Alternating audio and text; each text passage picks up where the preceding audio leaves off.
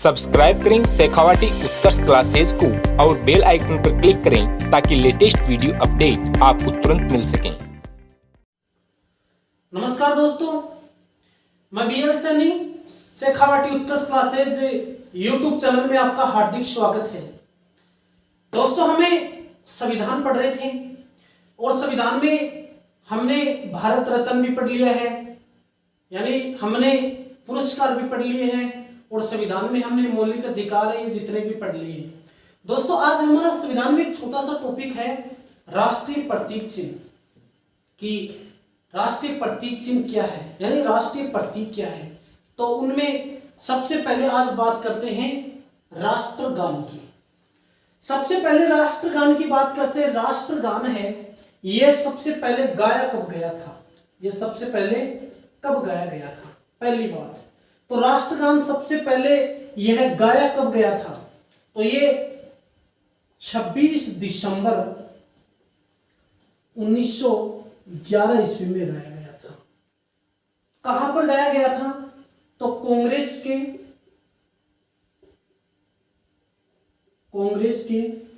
कलकत्ता अधिवेशन में, कलकत्ता अधिवेशन में गाया गया। ये अब इसकी अध्यक्षता किसने की, तो उसका नाम था बिशन नारायण दत्त। बिशन नारायण दत्त की अध्यक्षता में गाया गया था। अध्यक्षता, यह ध्यान रखना दोस्तों। पहला क्वेश्चन ये बनता है कि राष्ट्रगान सबसे पहले कब गाया गया था, तो 26 दिसंबर 1911 ईस्वी में कांग्रेस के कलकत्ता अधिवेशन में गाया गया था। उस समय इस कांग्रेस के अधिवेशन की जो अध्यक्षता की थी वो पंडित बिशन नारायण दत्त ने की थी। तो यहां पर सबसे पहले राष्ट्रगान गाया गया। फिर इसके बाद में दूसरा क्वेश्चन बनता है कि राष्ट्रगान किसने लिखा था, यानी कौन सी पुस्तक से लिया गया है। तो राष्ट्रगान है ये कौन सी पुस्तक से लिया गया है, तो गीतांजलि पुस्तक से लिया गया। उस पुस्तक का नाम पूछे तो आपको क्या बताना है, गीतांजलि पुस्तक। क्या नाम उसका, गीतांजलि पुस्तक है कि पहली पंक्ति से लिया गया है। तो यह गीतांजलि पुस्तक से लिया गया है। और यह पुस्तक या फिर यह राष्ट्रगान किसने लिखा था, तो रविंद्रनाथ टैगोर। ये तो रविंद्रनाथ टैगोर था, उसकी गीतांजलि पुस्तक से राष्ट्रगान लिया गया है। ठीक है, अब ये राष्ट्रगान है ये कौन सी भाषा में लिखा गया है, तो ये बांग्ला भाषा में लिखा गया। कौन सी भाषा में लिखा गया, बांग्ला भाषा में। अगर आपका एग्जामिनर पूछे कि राष्ट्रगान शुरुआत में कौन सी भाषा में लिखा गया था, बांग्ला भाषा में लिखा गया था। कौन सी पुस्तक में, गीतांजलि पुस्तक में। और यह किसने लिखा था, रविंद्रनाथ टैगोर ने लिखा था। ठीक है, इसके बाद में जो ये राष्ट्रगान है गीतांजलि पुस्तक में लिखा गया, चलो ठीक है। अब ये प्रकाशित हुआ था, यह कौन सी पुस्तक में छपा था, ये तो पुस्तक है, ठीक है, लेकिन यह सबसे पहले तत्वबोधिनी नामक पुस्तक है, उसमें क्या हुआ था, छपा था। यानी कौन सी पुस्तक में छपा था, एक पुस्तक है जिसका नाम है तत्वबोधिनी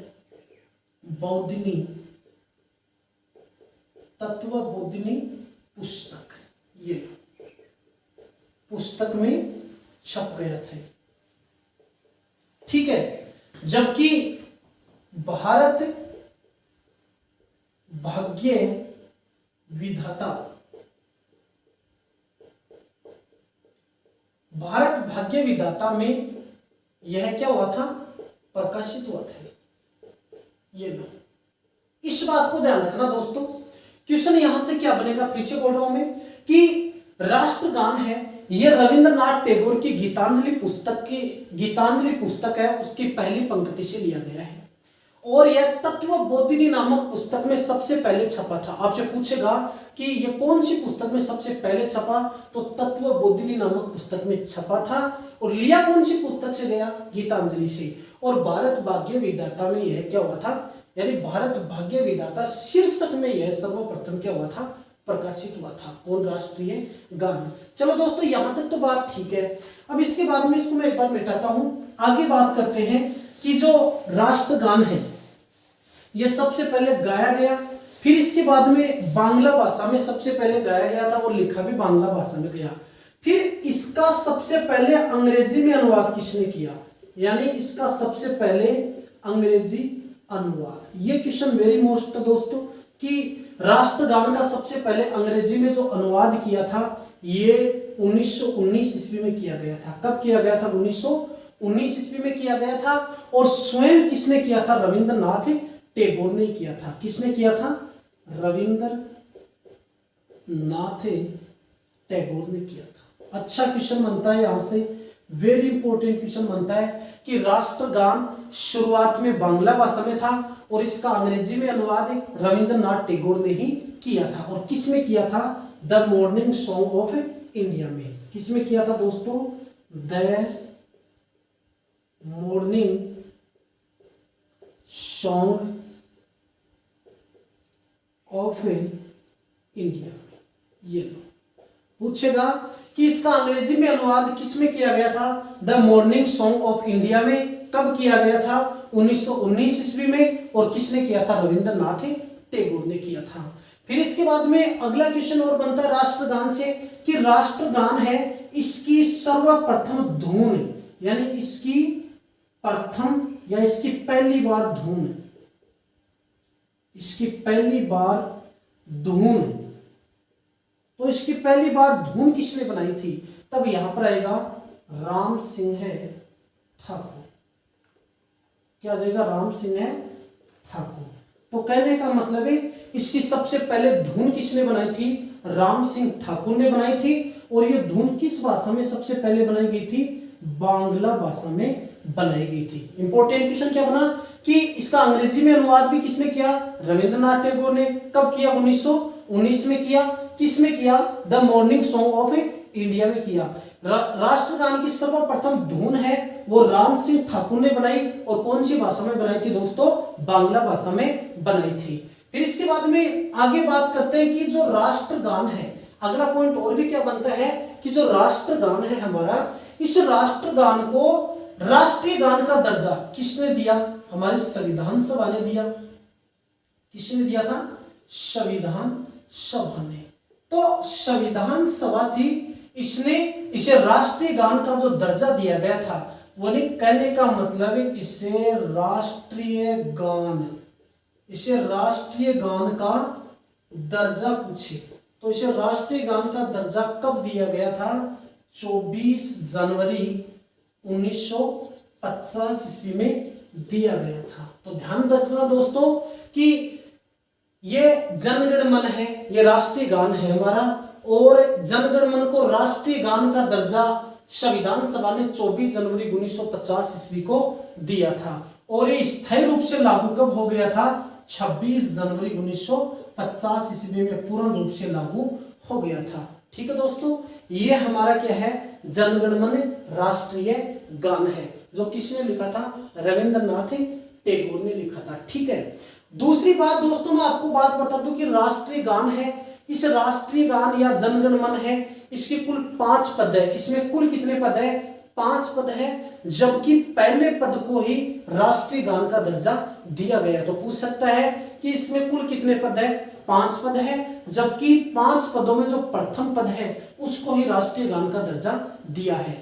दूसरा क्वेश्चन और भी बन सकता है कि इसको गाने में कुल समय कितना लगता है, यानी राष्ट्रीय गान को गाने में जो समय लगता है वो कितना लगता है? 52 सेकंड का समय लगता है। वेरी इंपॉर्टेंट क्वेश्चन बनता है दोस्तों कि राष्ट्रगान को गाने में कुल कितना समय लगता है? 52 सेकंड का समय लगता है। जबकि इसे संक्षिप्त में, यानी इसे संक्षिप्त में गाए तब कितना समय लगना चाहिए?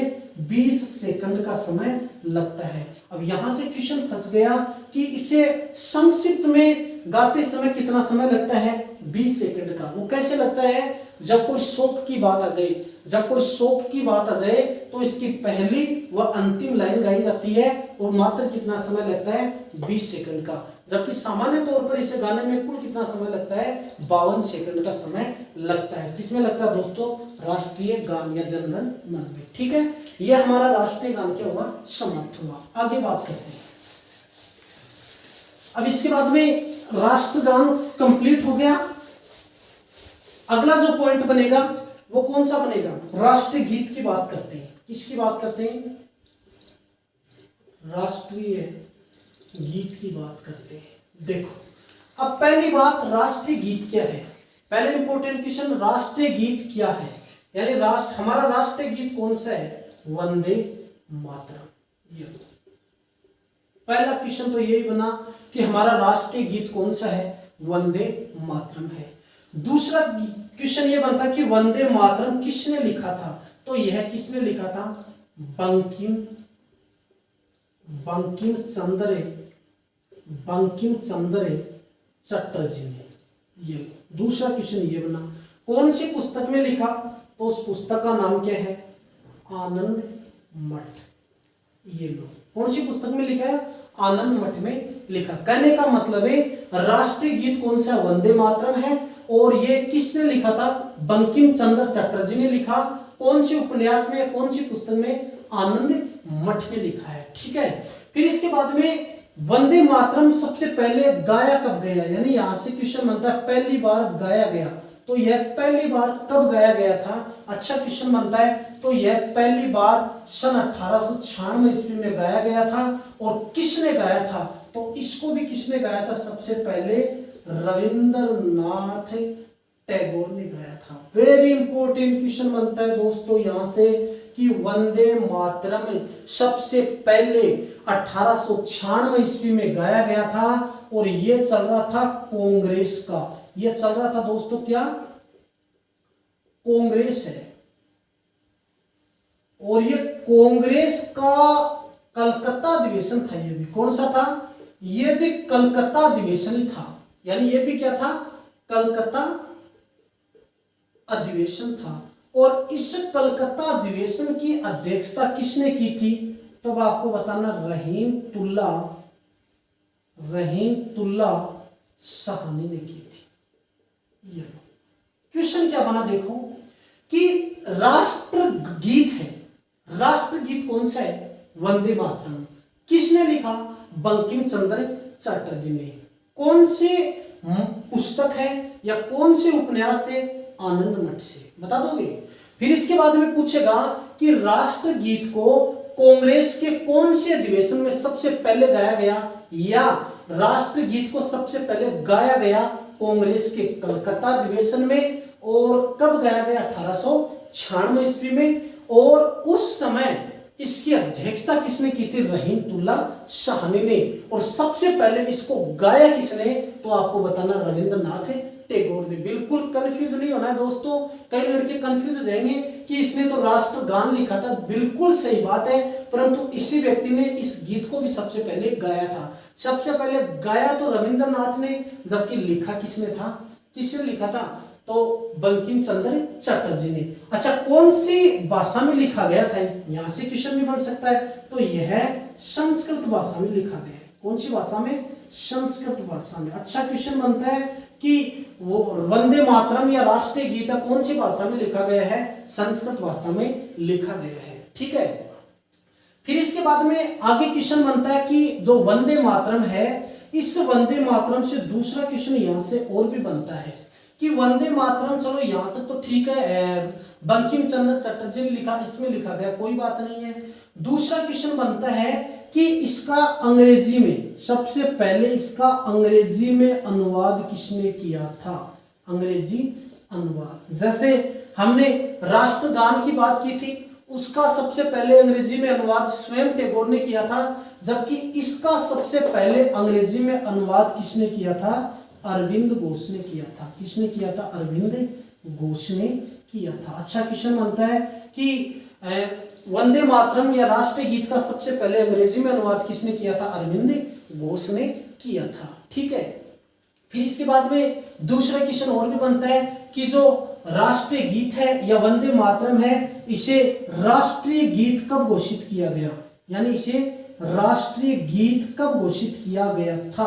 तो ध्यान देना दोस्तों, इसे राष्ट्रीय गीत का दर्जा 24 जनवरी 1950 ईस्वी को दिया गया था और पूर्ण रूप से पूछे 26 जनवरी 1950 बताना है।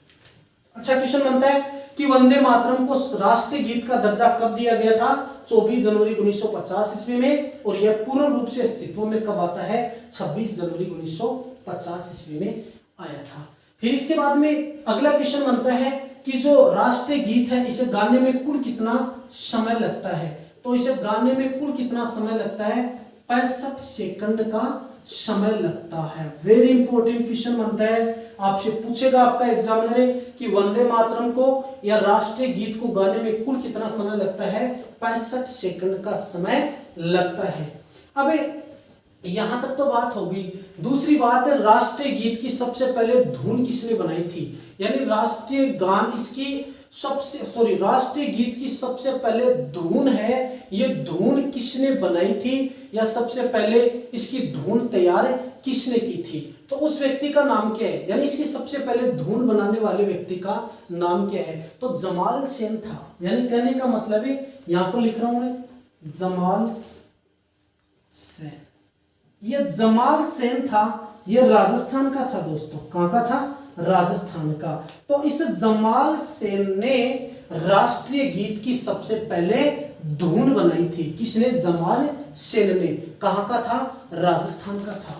अगली बात दोस्तों मैं आपको और बता दूं कि आपको मालूम है कि जब बंगाल का विभाजन हुआ था या बंगाल विभाजन आंदोलन में यह गीत साम्राज्यवाद के विरुद्ध आजादी की लड़ाई में यह गीत उजागर हुआ था, ठीक है। और यह इस गीत को राष्ट्रीय आंदोलन का प्रेरणा गीत भी कहा जाता है। आपसे पूछेगा कि वो कौन सा गीत है जिसे राष्ट्रीय आंदोलन का प्रेरणा गीत कहा जाता है, वो कौन सा है, वंदे मातरम है।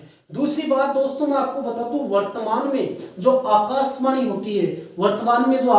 होती है और दूरदर्शन में जितने भी दैनिक कार्य होते हैं वो कार्य सबसे पहले राष्ट्रीय गीत से क्या होते हैं, प्रारंभ होते हैं। मेरे हिसाब से सबसे इंपॉर्टेंट क्वेश्चन है कि वर्तमान में एक तो आकाशवाणी और एक दूरदर्शन है, इस पर जो भी दैनिक कार्य होते हैं, प्रतिदिन के कार्य है, उनमें सबसे पहले कौन सा गीत शुरू होता है, राष्ट्रीय गीत शुरू होता है। इस प्रकार से हमारा राष्ट्रीय गीत क्या होता है, समाप्त होता है। मैं एक छोटी सी बात आपको बता दूं दोस्तों कि जो आनंद मठ है, इसी आनंद मठ में सबसे पहले सन्यासी विद्रोह हुआ था। आपसे पूछेगा कि भारत में सबसे पहले कौन सा विद्रोह हुआ, ध्यान देना इस बात को, सन्यासी विद्रोह बताना है। और इसकी जानकारी हमें कहां से मिलती है, आनंद मठ से मिलती है, ठीक है। ये मेरी बात क्या हो गई, समाप्त हो गई। अब दोस्तों हमने राष्ट्रीय गीत की बात की है, हमने राष्ट्रीय गान की बात की है। अब मैं एक बात है वो दोनों से जोड़कर बताऊंगा आपको। क्या बताऊंगा, राष्ट्रीय गीत और राष्ट्रीय गान, अच्छे से समझना। राष्ट्रीय गीत और राष्ट्रीय गान दोनों में कुल कितने कितने पद है, 5 पद है। कहने का मतलब है राष्ट्रीय गान में भी 5 पद है और राष्ट्रीय गीत में भी कितने पद है, 5 पद है। परंतु दोनों में जो पहला पद है वही राष्ट्रीयता के रूप में अपनाया गया है। जैसे राष्ट्रीय गान में कितने पद है, 5 पद है, उसका पहला पद राष्ट्रीय गान के रूप में अपनाया गया। जैसे दूसरा राष्ट्रीय गीत है, उसमें भी कितने पद है, 5 पद है, उसका भी पहला पद राष्ट्रीय गीत के रूप में अपनाया गया है। ठीक है दोस्तों, यहां तक बात हमारी क्या होती है, समाप्त। अब इसके बाद में नेक्स्ट बात करते हैं, राष्ट्रीय ध्वज की बात करते हैं। अब हमारा अगला पॉइंट क्या रहेगा, राष्ट्रीय ध्वज की बात करते हैं। राष्ट्रीय ध्वज, जैसा आप जानते हैं कि राष्ट्रीय ध्वज है, वो राष्ट्रीय ध्वज कौन सा है, हमारा तिरंगा है। आपको बताना है कि राष्ट्रीय ध्वज कौन सा है, तिरंगा है, ठीक है। और इसे राष्ट्रीय ध्वज के रूप में मान्यता कब मिली थी, यानी इसे कब अपनाया गया था, इसे मैं ये भी बोल सकता हूं कब अपनाया गया या इसे मान्यता कब मिली थी। तब 22 जुलाई बताना, आपको क्या बताना है, 22 जुलाई 1947 ईस्वी में तिरंगे को राष्ट्रीय ध्वज के रूप में अपनाया गया था। इसलिए प्रतिवर्ष राष्ट्रीय ध्वज दिवस कब आता है? 22 जुलाई को प्रतिवर्ष राष्ट्रीय झंडा दिवस या राष्ट्रीय ध्वज मनाया जाता है। क्यों मनाया जाता है? क्योंकि इस दिन इसे राष्ट्रीय ध्वज माना गया था। ठीक है। दूसरी बात, राष्ट्रीय ध्वज है, इसके कितने रंग हैं? तो अच्छा क्वेश्चन बनता है दोस्तों कि राष्ट्रीय ध्वज के कितने रंग हैं। मैं इसको यहाँ पर लिख देता हूँ एक बार कि इसे अपनाया गया था 22 जुलाई 1947 ईस्वी में। ये मैंने यहाँ पर लिख दिया। अब इसके रंग पूछे कि इसके रंग कितने, तो आपको 3 बताना है दोस्तों।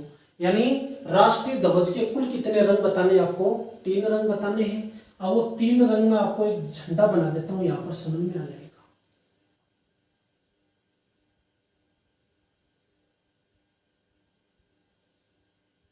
ठीक है। अब देखो, समझना मेरी बात को कि राष्ट्रीय ध्वज में कुल कितने रंग बताने आपको? 3 रंग बताना है। ये ऊपर वाला रंग है, ये कौन सा रंग बताना आपको? ये ऊपर ही ऊपर केसरिया रंग है, केसरिया। ये जो रंग है ये कौन सा है? सफेद रंग है। ठीक है। ये जो रंग है ये कौन सा रंग है? हरा। आई बात समझ में कि राष्ट्रीय ध्वज कितने रंग का है? 3 रंग का। ऊपर ही ऊपर कौन सा रंग है? केसरिया। बीच में कौन सा है? सफेद है। और नीचे नीचे कौन सा रंग है? हरा रंग है। ठीक है। अब ये केसरिया रंग है, ये किसका प्रतीक माना जाता है? त्याग व बलिदान का। यानी अच्छा क्वेश्चन बनता है कि जो केसरिया रंग है ये किसका प्रतीक माना जाता है? त्याग व बलिदान का प्रतीक माना जाता है। जबकि ये सफेद रंग है, ये सफेद रंग शांति का प्रतीक माना जाता है। और हरा रंग है, ये खुशहाली का प्रतीक माना जाता है। किसका? खुशहाली या समृद्धि का प्रतीक माना जाता है। मेरे हिसाब से दोस्तों इतनी बात आपको समझ में आ गई होगी कि तिरंगा है ये 3 रंग का है। ऊपर ही ऊपर केसरिया है जो त्याग व बलिदान का प्रतीक है, बीच में सफेद है जो शांति का प्रतीक है, और नीचे नीचे हरा रंग है जो खुशहाली व समृद्धि का प्रतीक माना जाता है। ठीक है दोस्तों। अब इसके बाद में इसके बीच में बात करते हैं। ये लो, कहने का मतलब क्या हुआ कि तिरंगा है, इसके बीच में जो सफेद रंग है और यहां पर बीच में एक ये क्या है? यानी ये इसके बीच में क्या है? ये कहने का मतलब इसके बीच में एक चक्कर है।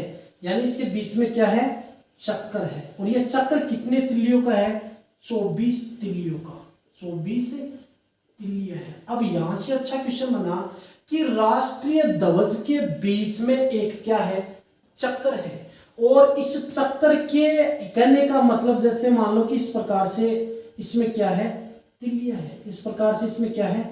तिल्लियां है। कहने का मतलब क्या हुआ कि राष्ट्रीय ध्वज के बीच में 24 तिल्लियों का एक क्या है? चक्कर है। 24 तिल्लियों का एक क्या है? चक्कर है।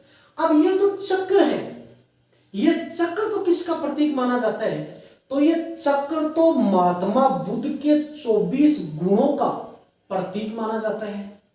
और ये 24 तिलियां है, ये 24 घंटे का प्रतीक मानी जाती है। मेरी बात शायद आपको समझ में आ गई होगी कि इसके बीच में क्या है? एक चक्कर है। अब उस चक्कर में कितनी तिलियां है? 24 तिलियां है। ठीक है। वो चक्र तो किसका प्रतीक है? महात्मा बुद्ध के 24 गुणों का प्रतीक है।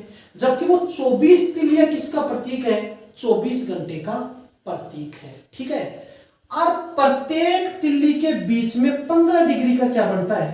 कोण बनता है। आपसे पूछेगा कि प्रत्येक तिल्ली यानी 2 तिल्लियों के बीच में जो कोण बनता है वो कितने डिग्री का है?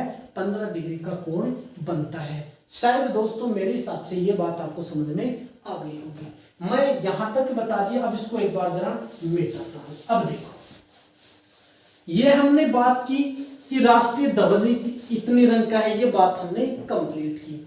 लेकिन दोस्तों आप मुझे बताओ, यहां से क्वेश्चन ही बन सकता है कि आजादी से पहले, किससे? आजादी से पहले की बात करते हैं छोटी सी के, ये आजाद, देखो आज हमने जो ध्वज की बात की है, वर्तमान की बात की है, लेकिन आजादी से पहले पूछ ले कि आजादी से पहले इस ध्वज में 8 कमल के निशान थे। किसके निशान है?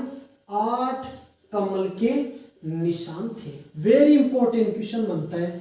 एक बात तो ये, और बीच में, कहां पर? बीच में चरखा था।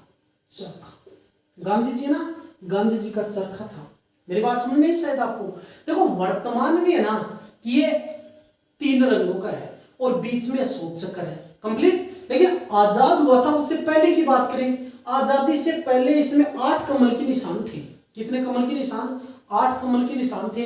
और आज जो चक्र है, उस चक्र के उस जमाने में आजादी से पहले बीच में महात्मा गांधी का चरखा था।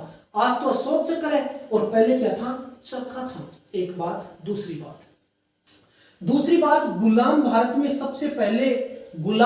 सबसे पहले जो झंडा है या ध्वज वो किसने फहराया था? तो यहां पर आ जाएगा जवाहरलाल नेहरू। यानी कहने का मतलब है पंडित जवाहरलाल नेहरू था। यह पंडित जवाहरलाल नेहरू सबसे पहले इसने ध्वज फहराया था। और कब फहराया था? यानी इसने 31 दिसंबर 1929 ईस्वी में लाहौर में। कहां पर?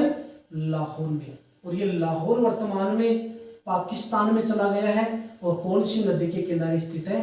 रावी नदी के किनारे। मेरी बात समझना, जब भारत गुलाम था उस समय इसमें 8 कमल के निशान थे और गांधी जी का चरखा था।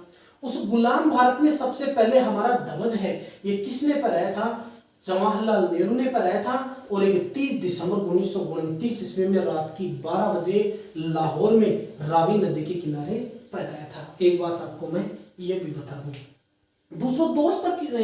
दूसरा क्वेश्चन यहाँ से अच्छा बनता है कि चलो हमने ये तो छोटी सी बात है, हमारे ध्वज की बात कर ली है, चलो ठीक है कोई बात नहीं।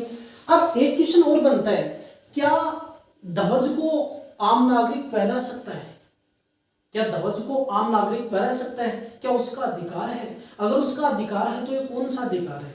जैसे मैं वर्तमान में ध्वज को पहना सकता हूं, क्या मेरा अधिकार है? अगर अधिकार है तो ये कौन सा अधिकार है? तो ध्यान रखना दोस्तों, जब ध्वज को मान्यता मिली थी या प्रारंभ में ध्वज को आम नागरिक नहीं पहना सकता था।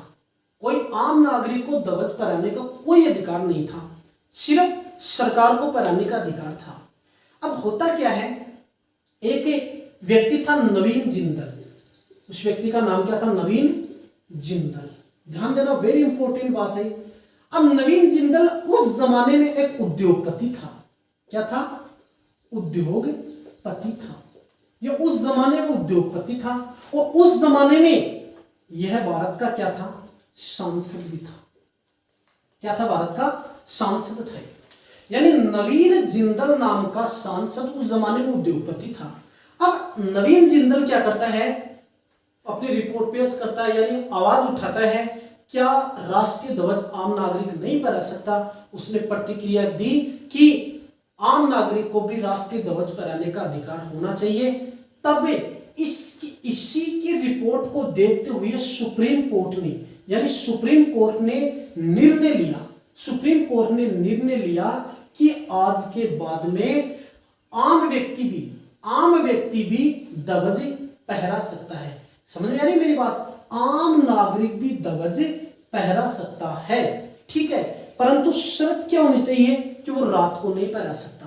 यानी नवीन जिंदल की रिपोर्ट के आधार पर सुप्रीम कोर्ट ने कहा कि आम नागरिक को भी ध्वज फहराने का अधिकार है, परंतु वो रात को फहराने का अधिकार नहीं है, ठीक है। दूसरी बात उसने क्या कही कि आम नागरिक को फहराने का अधिकार है, ये उसका मौलिक अधिकार है। अच्छा क्वेश्चन है, ये उसका क्या है दोस्तों? मौलिक अधिकार है। आपसे कोई पूछ ले कि ध्वज फहराने का अधिकार क्या है? एक मौलिक अधिकार है। और स्वयं सुप्रीम कोर्ट ने इस रिपोर्ट के आधार पर कहा था कि संविधान का 19(1) जो कह है, इसके तहत ध्वज फहराने का अधिकार क्या है? एक मौलिक अधिकार है। तो इस रिपोर्ट के बाद में सुप्रीम कोर्ट के आदेश के अनुसार सभी नागरिकों ने ध्वज फहराया है।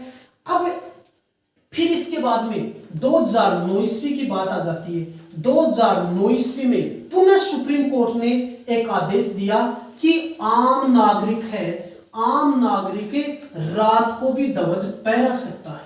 यानी यहां पर तो सुप्रीम कोर्ट ने कहा कि आम नागरिक ध्वज फहरा सकता है परंतु रात को नहीं फहरा सकता। परंतु 2009 ईस्वी में सुप्रीम कोर्ट ने पुनः कह दिया कि आम नागरिक है वो रात को भी ध्वज फहरा सकता है, उसका अधिकार है, परंतु उसकी शर्त क्या होनी चाहिए, उसकी चारों तरफ क्या होनी चाहिए, रोशनी होनी चाहिए। अगर रोशनी नहीं है तो रात को ध्वज नहीं फहराया जा सकता। अगर आपके पास रोशनी है तो आप रात को भी ध्वज फहरा सकते हो। तो अब क्वेश्चन क्या बनेगा, क्या तिरंगा है ये आम नागरिक फहरा सकता है? बिल्कुल फहरा सकता है। क्या रात को भी फहरा सकता है? बिल्कुल फहरा सकता है, लेकिन शर्त क्या होनी चाहिए, चारों तरफ क्या होनी चाहिए, रोशनी होनी चाहिए। एक बात और बता दूं मैं कि सन 1907 ईस्वी की बात है। 1907 ईस्वी में भारत गुलाम था। उस समय मैडम बिक्काजी जर्मनी के एक स्टुटगार्ट शहर में चला गया था और इसी स्टुटगार्ट शहर में सबसे पहले ध्वज को तिरंगा कहा था। सबसे पहले क्या कहा था, तिरंगा। तो क्वेश्चन पूछेगा कि राष्ट्रीय ध्वज है, इसको सबसे पहले तिरंगा किसने कहा था? मैडम बिक्काजी ने कहा था।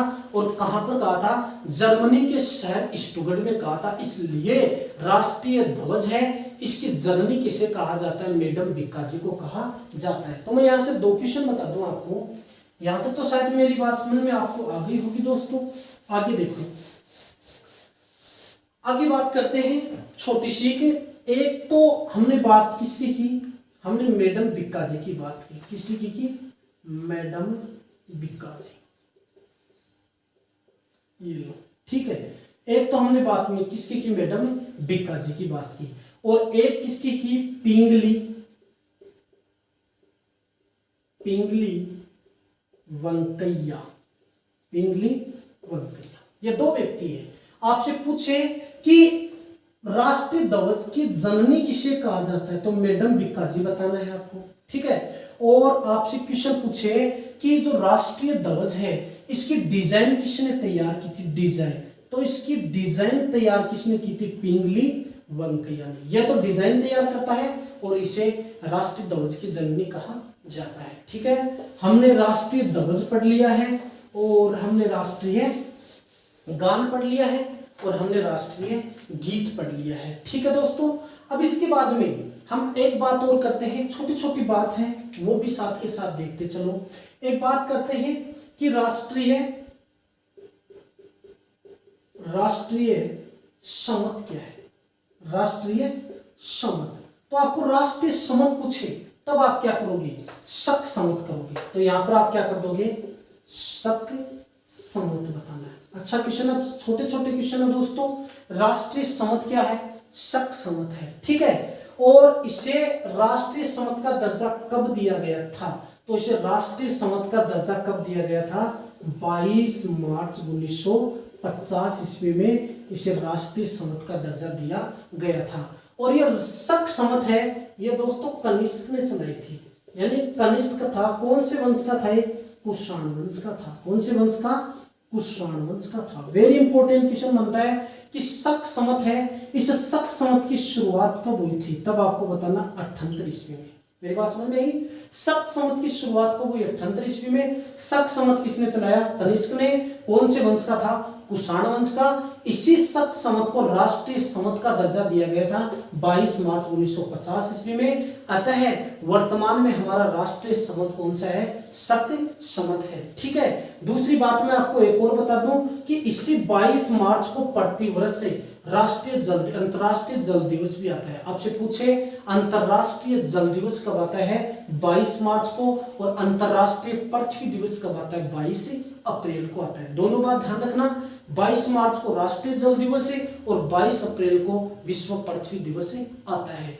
दूसरा क्वेश्चन, शक समत है, इसका पहला महीना यानी इसका पहला महीना कौन सा होता है, तब आपको क्या बताना है, चैत्र बताना है। क्या बताना है, चैत्र बताना है। और इसका अंतिम महीना पूछे तो इसका अंतिम महीना आप क्या बताओगे, फाल्गुन बताओगे। क्या बताओगे, फाल्गुन बताओगे। समझ में आई मेरी बात। शक समत का पहला महीना कौन सा होता है, चैत्र। अंतिम महीना कौन सा होता है, फाल्गुन होता है, ठीक है। दूसरी बात मैं बता दूं यानी राष्ट्रीय समत है, ये हमारा शक समत है। ठीक है, एक तो हमने राष्ट्रीय समत की बात की, दूसरी बात करते हैं दोस्तों राष्ट्रीय पंचांग की बात करते हैं। ये राष्ट्रीय पंचांग है। तो राष्ट्रीय पंचांग आपको क्या बताना है? Gregorian calendar. क्या बताना है? ग्रिगोरियन कैलेंडर बताना है, ये कैलेंडर। तो राष्ट्रीय आपसे पूछे कि राष्ट्रीय पंचांग तो क्या ग्रिगोरियन कैलेंडर है, और ये ग्रिगोरियन कैलेंडर किस पर आधारित है? यह ग्रिगोरियन कैलेंडर शक संवत पर आधारित है, ध्यान रखना, अच्छा क्वेश्चन है।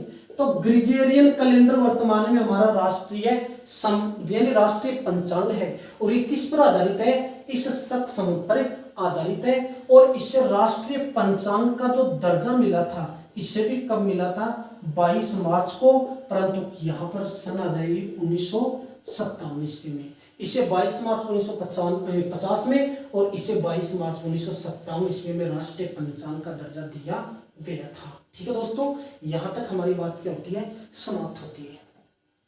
अब राष्ट्रीय पंचांग समाप्त हो गया। अब इसके बाद में एक छोटा सा पॉइंट और बनता है दोस्तों, वो छोटा सा पॉइंट मैं आपको और बता दूं कि वर्तमान में हमारा राष्ट्रीय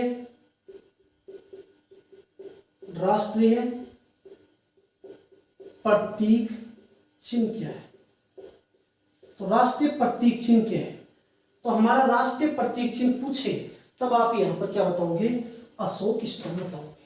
क्या बताओगे? अशोक स्तंभ बताना है। समझ में मेरी बात? राष्ट्रीय प्रतीक चिन्ह पूछे तब आपको क्या बताना है? अशोक स्तंभ बताना है।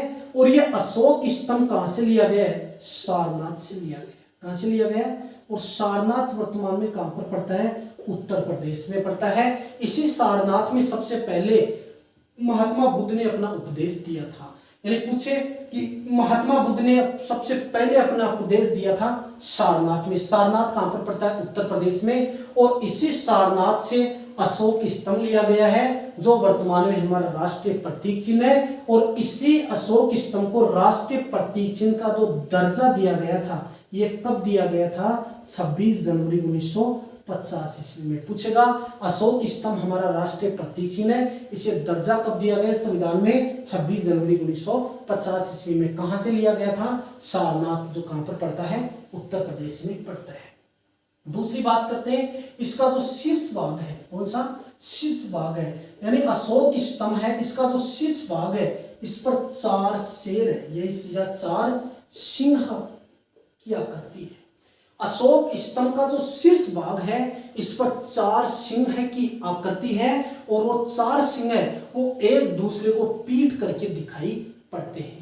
यानी कहने का मतलब इसका शीर्ष भाग, ऊपर का भाग है, इस पर 4 शेरों की आकृति है। और वो चारों के चारों शेर क्या है? एक दूसरे को पीट करके खड़े हैं। परंतु आप इसको सामने से देखोगे, तब आपको 3 ही सिंह की आकृति दिखाई देगी। ठीक है। दूसरी बात है, इसके नीचे आप बात करोगे तो देवनागरी लिपि में, कौन सी लिपि में?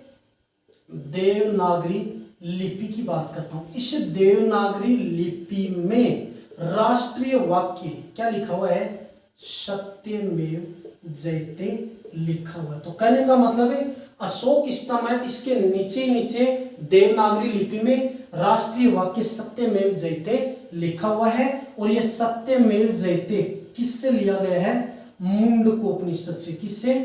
मुंडकोपनिषद। तो आपसे पूछेगा कि सत्यमेव जयते कौन सी उपनिषद से लिया गया है? मुंडकोपनिषद से लिया गया है, जो अशोक स्तंभ के सबसे नीचे है और कौन सी भाषा में है? देवनागरी लिपि में लिखा हुआ है। तीसरी बात करता हूं मैं कि अशोक स्तंभ के नीचे और है, इसकी दाईं तरफ है सांड की आकृति है। अशोक स्तंभ के नीचे दाईं तरफ सांड की आकृति है, जो कृषि का, अर्थव्यवस्था का प्रतीक माना जाता है। और इसके बाईं तरफ एक दौड़ता हुआ घोड़े का प्रतीक चिन्ह है। किसका है? दौड़ते हुए घोड़े का प्रतीक चिन्ह है। ठीक है, यह हमारा क्या है? राष्ट्रीय प्रतीक चिन्ह है। मैं आपको एक बात बता दूं कि वर्तमान में जो भारत सरकार है, ये भारत सरकार अपनी मोहर के तौर में जो काम लेती है वो राष्ट्रीय प्रतीक चिन्ह को ही लेती है। तो क्वेश्चन बन सकता है कि वर्तमान में जो भारत सरकार है वो अपनी मोहर के तौर में किसको काम में लेती है? राष्ट्रीय प्रतीक चिन्ह को काम में लेती है। किसको लेती है? प्रतीक चिन्ह को काम में लेती है। ठीक है, देखो हमने इनके बाद में अब इनकी बात करेंगे। अब ये छोटे छोटे पॉइंट और रह गए, इसको एक साथ देखते हैं। जैसे हमारा राष्ट्रीय पशु क्या है? तो आपको मालूम है हमारा राष्ट्रीय पशु है बाघ, और बाघ को मैं क्या बोल सकता हूँ? पैंथर टाइगर बोलता हूँ, यानी पैंथर टाइगर या बाघ हमारा राष्ट्रीय पशु है। और इसका जो वैज्ञानिक नाम है किसका? बाघ का। इसका वैज्ञानिक नाम क्या है? Panthera tigris Linnaeus. ये इसका क्या है? वैज्ञानिक नाम है किसका? बाघ का। अब दोस्तों मैं आपको एक छोटी सी बात बता दूं, संपूर्ण विश्व में बाघ की कुल 8 प्रजाति पाई जाती है। पूछे कि संपूर्ण विश्व में बाघ की कुल कितनी प्रजाति पाई जाती है? 8 प्रकार की प्रजाति पाई जाती है, जिनमें भारत में जो प्रजाति पाई जाती है उस प्रजाति का नाम क्या है? Royal Bengal tiger. यानी भारत में पाई जाने वाली प्रजाति कौन सी है? रॉयल बंगाल टाइगर है। ठीक है, फिर इसके बाद में हमारा जो राष्ट्रीय पक्षी है वो राष्ट्रीय पक्षी है मोर या मयूर। तो हमारा राष्ट्रीय पक्षी कौन सा हुआ? मोर या मयूर हुआ, और इसका वैज्ञानिक नाम है पाओ क्रिस्टेटस है। और इसको 1972 यानी भारत वन्य जीव संरक्षण अधिनियम के तहत, समझ में आ रही मेरी बात है? वन्य जीव संरक्षण अधिनियम 1972 के तहत इसे राष्ट्रीय पक्षी का दर्जा दिया गया था। दूसरी बात, हमारा राष्ट्रीय पुष्प क्या है? कमल है। राष्ट्रीय पुष्प पूछे तो आपको बताना है कमल बताना है, और इसका वैज्ञानिक नाम क्या है? नेलम्बो न्यूसिफेरा। राष्ट्रीय वृक्ष कौन सा है? वट वृक्ष या बरगद है, जिसका वैज्ञानिक नाम क्या है? बेनियन है। इसका वैज्ञानिक नाम क्या है? बेनियन है। तो दोस्तों यहां तक तो बात हमारी समाप्त हुई। अब इसके बाद में जो छोटे छोटे पॉइंट और बच गए वो एक साथ यहीं पर देख लेते हैं। यानी अब हालांकि अब छोटे छोटे एक एक लाइन के हैं वो देख लेते हैं। अगर आपसे पूछे दोस्तों कि हमारा राष्ट्रीय फल क्या है, तो राष्ट्रीय फल पूछे तब आपको बताना है आम। राष्ट्रीय फल कौन सा हुआ? आम हुआ। राष्ट्रीय मिठाई क्या है? तो राष्ट्रीय मिठाई हमारी है जलेबी। तो राष्ट्रीय मिठाई कौन सी हुई? जलेबी हो गई। राष्ट्रीय स्मारक क्या है? स्मारक लाल किला। लाल किला। राष्ट्रीय नदी, तो राष्ट्रीय नदी हमारी है गंगा। अगला क्वेश्चन आ जाए, राष्ट्रीय जलीय जीव। तो राष्ट्रीय जलीय जीव कौन सा हमारा? डॉल्फिन। डॉल्फिन क्या है? डॉल्फिन। ठीक है, ये मछली भाई, डॉल्फिन मछली। और इसका दूसरा नाम सूस भी कहा जाता है, इसे सूस या डॉल्फिन मछली है। ठीक है, अगर आपसे पूछे कि हमारा राष्ट्रीय पोशाक क्या है? जोधपुरी कोट। जोधपुरी कोट। ठीक है, राष्ट्रीय विरासत पूछे,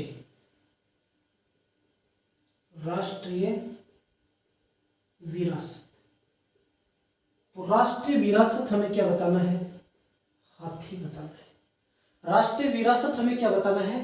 हाथी बताना है। ठीक है, कहने का मतलब दोस्तों ध्यान देना, यानी कहने का मतलब राष्ट्रीय फल है आम, राष्ट्रीय मिठाई जलेबी, राष्ट्रीय स्मारक लाल किला है, राष्ट्रीय नदी गंगा है, राष्ट्रीय जलीय जीव है डॉल्फिन या सूस है, राष्ट्रीय पोशाक जोधपुरी कोट है, और राष्ट्रीय विरासत क्या है? हाथी है। ठीक है, इसके बाद में जैसे और भी बात कर लेते हैं, छोटी बात और कर लेते हैं, जैसे राष्ट्रीय वाक्य कौन सा है? हमारा राष्ट्रीय वाक्य कौन सा है? तो राष्ट्रीय वाक्य है सत्यमेव जयते। तो राष्ट्रीय वाक्य आपको पूछे तब आप क्या करोगे? सत्यमेव जयते बताओगे। और ये सत्यमेव जयते है, ये मुंडक उपनिषद से लिया गया। तो राष्ट्रीय वाक्य कौन सा है? सत्यमेव जयते है, और ये सत्यमेव जयते किससे लिया गया है? मुंडक उपनिषद से लिया गया है। ठीक है, कहने का मतलब दोस्तों यहां तक हमारी बात समाप्त होती है, यानी ये हमने कंप्लीट कर लिया है। ठीक है, अब आज का तो हमारा टॉपिक है दोस्तों, यहां से हमारा टॉपिक क्या होता है, समाप्त होता है। हम अगले वीडियो में नए टॉपिक के साथ बात करेंगे। तब तक के लिए दोस्तों बने रहिएगा। अगर आपको ये चैनल पसंद आता है तो इसे सब्सक्राइब करना और लाइक करना, शेयर जरूर करना, ठीक है। और वीडियो अच्छा लगे तो इसे लाइक करना, ठीक है दोस्तों।